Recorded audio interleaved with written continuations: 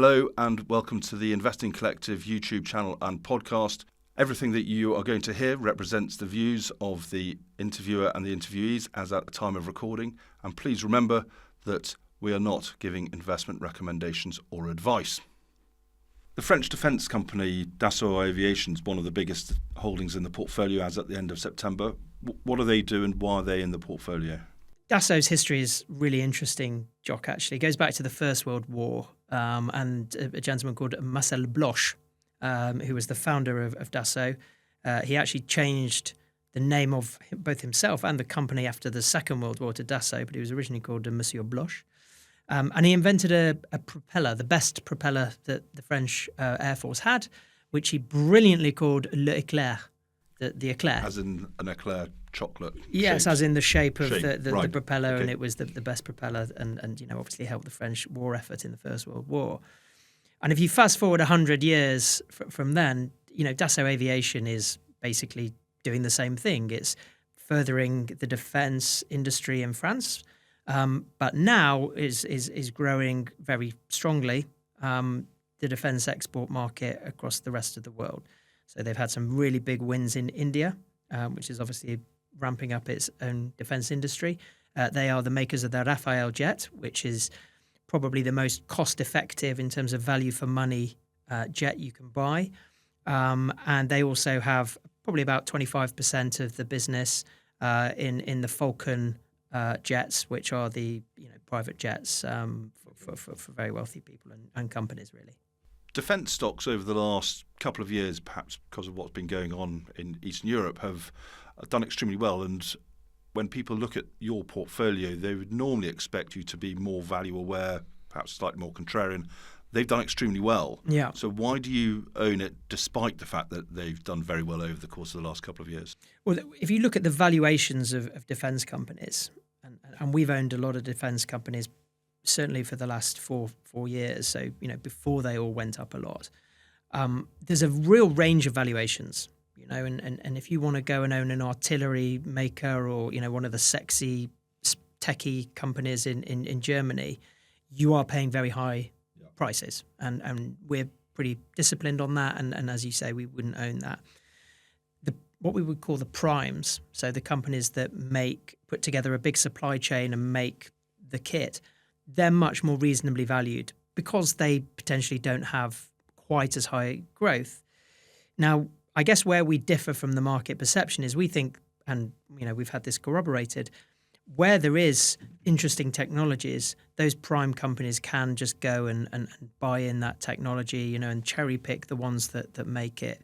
And Dassault is part of that. They also have a stake in Thales, or Thales, as you would say it in English, but Thales is the pronunciation in French. And Thales has a lot of space and cyber and things like that. So if we strip that stake out, if we say the company owns that stake, but it could sell it tomorrow, and we take out the cash, they have quite a lot of cash on their balance sheet, you're only left with a company on a single-digit multiple. So we'd call that a value stock. But it has got this 10% earnings growth for many, many years to come with a lot of visibility. So that's a really attractive package in and of itself. And how does that fit into the broader portfolio then, where you're trying to build a portfolio that is not going to lose money in all market conditions and take advantage of some of the uplift as that progresses? Yeah, I think if you think about the overall index, we're not particularly positive, right, on equity returns into the future. And certainly a big part of the role of the portfolio is to give people that protection. If there is a market drawdown, we want to protect your capital as best we can and hopefully protect it in total. We would try and have a positive return in that environment. So a company like Dassault is really interesting from that point of view, as are some of the other primes that we own, because if that market downturn is driven geopolitically, as it was in 2022, and as I think, we will see going forward in the years to come at times, these stocks have a really good chance of going up when the market goes down. And that's very valuable from a sort of portfolio construction point of view. If the downturn is driven economically, what happens to Dassault in that scenario? Well, that's more of an each way bet. But there is a very good chance that fundamentally the company will sail through, if you'll sort of excuse the pun, or fly through the turbulence. And that's because they have roughly 10 years worth of orders in their order book.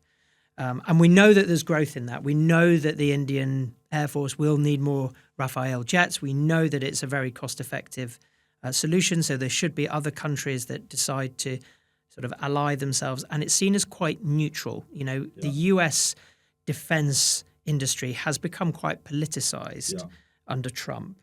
And so we wonder whether actually there's a good chance that that's a bit of a positive from a competitive point of view for a company like Dassault that sits in a sort of more neutral bucket from a geopolitical point of view. So if there's an economic bump in the road, there might be very short-term drawdowns along with everyone else, but fundamentally because of those long-term 5-10 year horizons, they ought to recover from it much quicker than anyone else, is what you're saying. Well, the majority of Dassault's value is this Thales stake and the defence industry and cash. Now, those three are broadly, economically, totally insensitive. Yeah.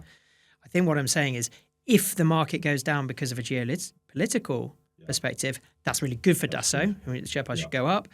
If it goes down for economic reasons, in the short term, of course, the share price can get caught up. It should be much more defensive than the rest of the market, but we would have the confidence that over the medium term, it would do very, very well.